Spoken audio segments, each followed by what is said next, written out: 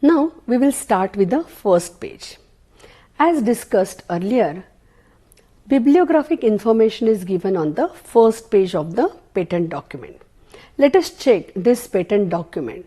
So I will now show you the document and we will see carefully what that bibliographic information is present in this document.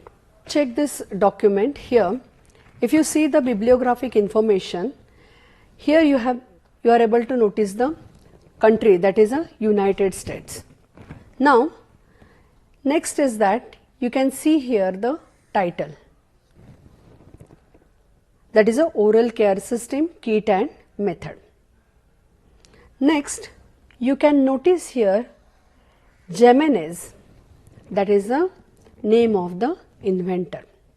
Now further you can check here who are the inventors.